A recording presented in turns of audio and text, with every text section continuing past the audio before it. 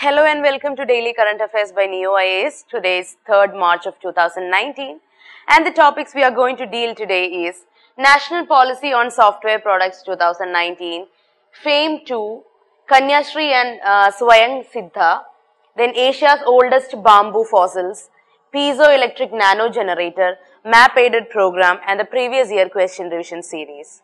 Coming to the first topic, that is a National Policy on Software Products 2019. So, the Cabinet has approved this National Policy on Software Products in 2019 and it will be aiming to develop India as a global software product hub. It will be driven by innovations, the commercialization will be improved, then there will be sustained intellectual property, then it will promote technology startups and all the specialized skills.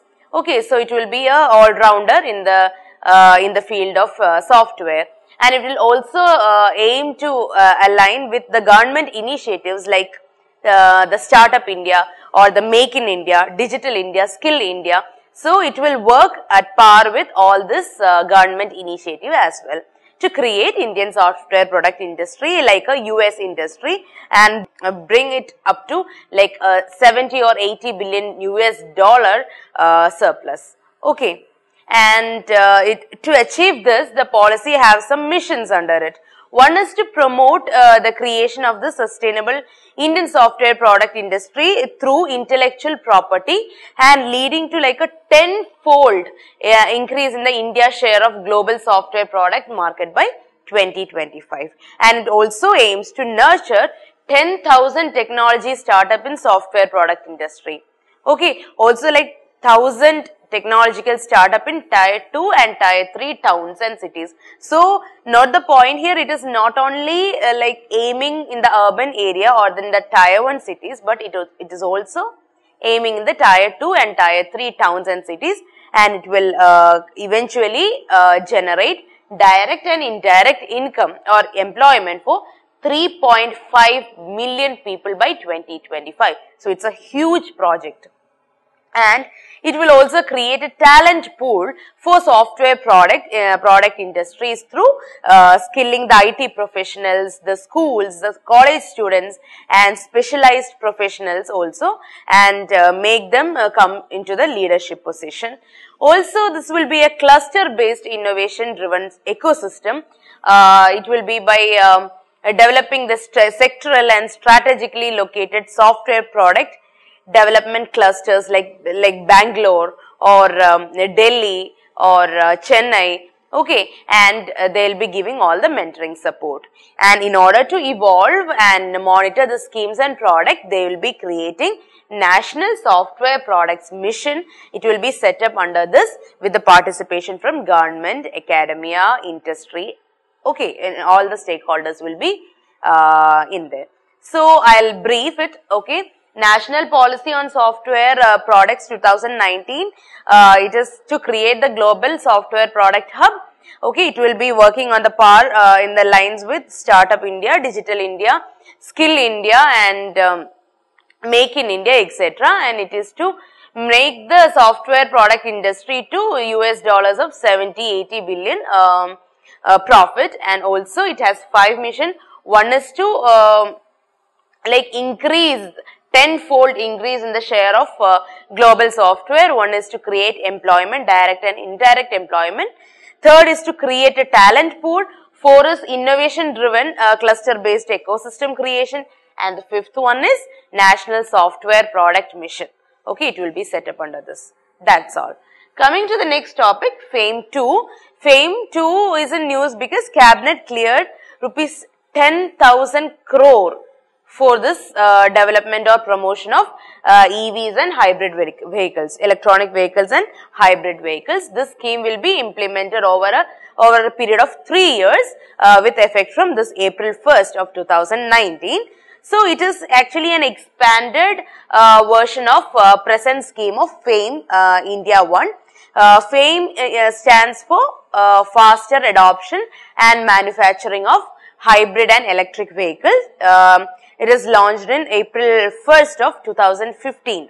Okay, and it will emphasize on the electrification of public transport. Okay, it will include like it will be giving incentives or the shared transport. They will be giving the operational expenditure. Okay, and all sort of facilities will be provided to promote FAME.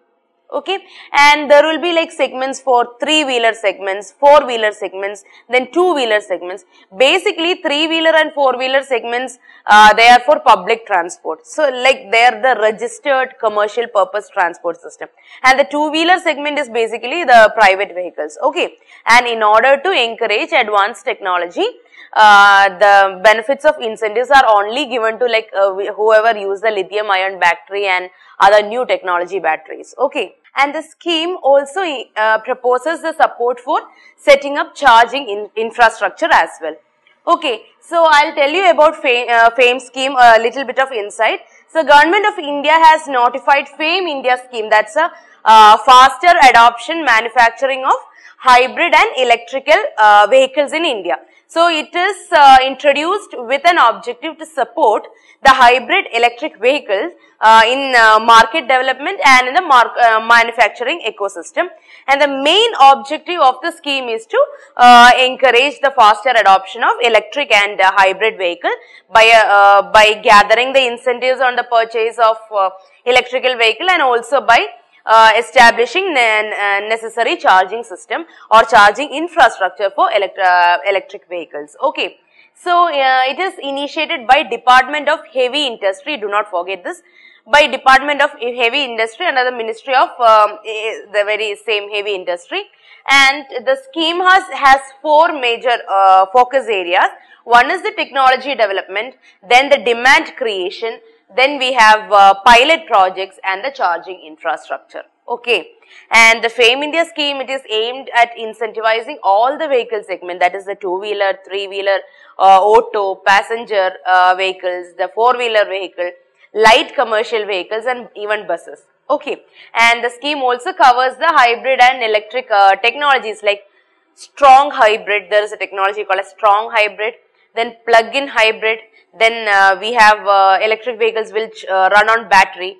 Okay, so and one more thing was there, mild hybrid, and we don't give subsidy for mild hybrid these days, it is discontinued. Okay, so please remember it is giving subsidies for strong hybrid, plug-in hybrid, battery electric vehicles. Okay, and that's all for FAME 2. Then coming to the next topic, Kanya Shri and Swayam Siddha. So this is in news because despite all the effort of conditional cash transfer schemes like this Kanya Shri in West Bengal and also this Swayam Siddha, what happened is that the young women are again getting trafficked. So there are also like 3 cases reported in between this 2016 and 2018. Okay, so that is why it was in news. So I'll explain what Kanya Shri Yojana is. It is basically an initiative by Government of West Bengal.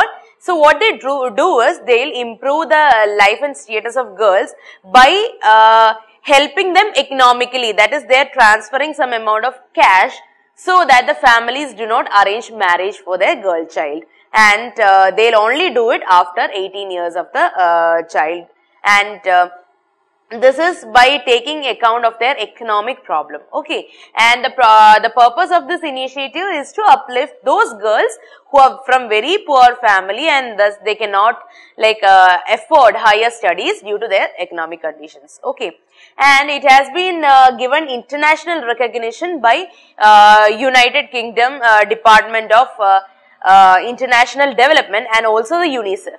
Okay, and it has 2 components basically. One is the annual scholarship, that is 750 rupees annually, and there is also one-time grant, it is 25,000 rupees. Okay, and the annual scholarship is for only unmarried girls aging between 13 and 18, because that is the age mostly the girl child are getting married. So between 13 and 18 years of age, they are being given this annual scholarship of 750 rupees, and it is enrolled in class 8 to class 12. Okay, in all government recognized regular or open school or vocational school or technical courses. So UPSC might be asking about this only government recognized regular school or only in vocational school. So you have to know it is available in all government recognized regular open school, vocational school, technical school, everywhere. Okay. Swayam Siddha, it is also a unique initiative. It is to prevent this human trafficking and child marriage. This is also by West Bengal, but this is by the West Bengal police. Okay, they are giving active support for the community participation as well. Also, the district administration is also involved in it. So, Swayam Siddha means self-reliance. Okay, so what they are doing is they are creating a network for awareness, and proactive individuals are created, the groups are created. They are all building a safe community for a girl child so that they are not trafficked or they got into marriage in the young age. Okay, so Swayam Siddha are groups that is basically the student group from class 8 to the colleges. Okay, it starts from class 8. Okay, and till colleges. Okay, and that's it. And the next topic is Asia's oldest bamboo fossil. So, a bamboo fossil of 28 million years old was found from northeast India, and it is the oldest Asian bamboo fossil ever found. So, 3 bamboo stem fossils were found. One was in Assam's Markham coal field, and 2 bamboo leaf fossil from Subansiri. Okay, Subansiri, that is in Arunachal Pradesh, and these are from Oligocene period. Okay, Oligocene period. Please check the period, epoch, era. That column is there in Fundamentals of Physical Geography of +1 Geography NCERT. So, please read it once or twice, because they have explicitly mentioned all the era, epoch. That classification is very clearly mentioned. So, please read it once or twice. Okay, and the earliest bamboo in Asia is believed to have been originated in Gondwana times. Okay, and based on the vegetation, the reconstruction and the climate predictions, what happened is that it evolved. They came to know that it evolved during a very warm and humid period. Okay, and the bamboo, it has been adapted over the years, and modern bamboos are found both in warm and cold climate these days. Okay, so now we can't say that it is only there in the warm and humid climate. No, but it can be now also seen in cold climate as well. And talking about bamboo, they are evergreen, perennial flowering plants, and giant bamboo are the largest member of this grass family. It's basically a grass family. It is not a tree, and they are some of the fastest growing plants in the world because of that. It is following this rhizome dependent system. Okay, symbiotic, and they are found in Southeast Asia, then South Asia, then East Asia. Okay, and they are used for building materials. They are used as a food source. Okay, they are used as raw or processed form, and it is also it has this compressive strength, so it is used for building material as well. Okay, basically this word bamboo, it is derived from the language Kannada. Okay, it is in Kannada language, bamboo. And the English people who came to India, they took this name to Indonesia and Malay Peninsula. That is how they also started using the word bamboo. Okay, basically it's an Indian word, it's a Kannada word. Okay, coming to the next topic, that's a piezoelectric nanogenerator. So this is in news because IIT Kharagpur, they fabricated multi-purpose piezo nanogenerator for the first time in India. Okay, for the first time. And it is capable of generating electrical energy from other sources like mechanical energy or wind energy. Okay, they are able to generate electrical energy from other sources, and it can be mainly used to light up a 100-watt LED. Okay, and this thing is developed by adding vitamin B2, do not forget vitamin B2, to enhance the piezoelectric performance. Okay, and the polymer used here is polyvinylidene difluoride. That is not important, but I'll repeat, polyvinylidene difluoride. Okay, PVDF. I don't know if I pronounced it correct, but it's PVDF. Okay, so vitamin B2 is added to enhance the piezoelectric effect. And the nanogenerator, it is also completely organic and biocompatible. Okay, and it is very flexible, durable, and it is very sensitive to even the small external forces like touching. If you bend it, even the airflow, it is very sensitive to everything. Okay, and it has a wide range of application in health sector. Okay, and the piezoelectric generator, it is a device which generate electricity by if we do it's a mechanical stress on it. If we press it, that mechanical stress is converted into electricity. That is how piezoelectric generator works. Okay, so the word piezoelectricity, it means that it is resulting from the pressure or the latent heat. Okay, it is as a result of pressure or latent heat, and it has various application, like it is a high voltage and power source. Then it can be used in sensors. You can touch it and it is converting, right? So it's used as sensors. Then it is used in piezoelectric motors. Then it is also used to reduce the vibration and noise in various devices. And it is even used in medical sector in infertility treatment and surgery. Okay, next, coming to the map aided program, I have Sea of Galilee. Okay, so Sea of Galilee is a freshwater lake in Israel, and it is the lowest freshwater lake on the earth. And it is also the second lowest lowest freshwater lake on the earth, and the second lowest lake in the world. This lowest lake in the world is Dead Sea. Okay, but it is a saltwater lake. So freshwater, if we consider freshwater lake, Sea of Galilee is the lowest. It is basically a lake. Okay, and the lake is fed by springs. It has springs, underground water, but the main source is Jordan River. Okay, so don't forget this. Jordan River is the main source. It is basically a lake. And see, I have a pic. This is Sea of Galilee. Very beautiful. Okay, so it is situated in the northeastern Israel region, and it is between, you have been heard of this Golan Heights. It is in Israel.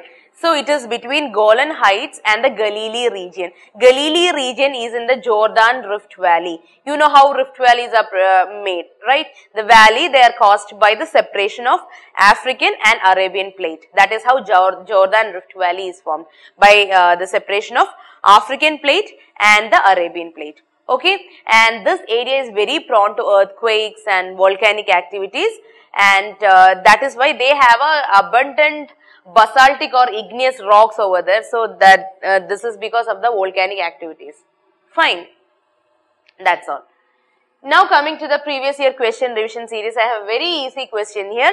Among the following state, which one has a most suitable climatic condition for the cultivation of a large variety of orchid with minimum cost of production and can develop an export oriented industry in the field? So the options are Andhra Pradesh, Arunachal Pradesh, Madhya Pradesh and Uttar Pradesh. See guys, Arunachal Pradesh is known as the orchid paradise of India. So there should not be any doubt in answering that question, but still the orchid have some climatic conditions to survive. It should have a daily temperature fluctuation. That means it should be very hot in the morning and very cold in the night. Okay, and it should be very humid also. Humidity should be high, the light should be high, the temperature should also be there. So all this condition apply to only Arunachal Pradesh in the option. Okay, and that is how you eliminate it if you don't know the answer. But still, you can see that orchid is not a very common flower you can see in the South Indian region or in the plain region. So you have to make a wild guess here. Okay, so Arunachal Pradesh is the answer. That's all for today, guys. So if you have any clarification, please comment it on the comment section. I hope you like the session. So thank you so much. Good night.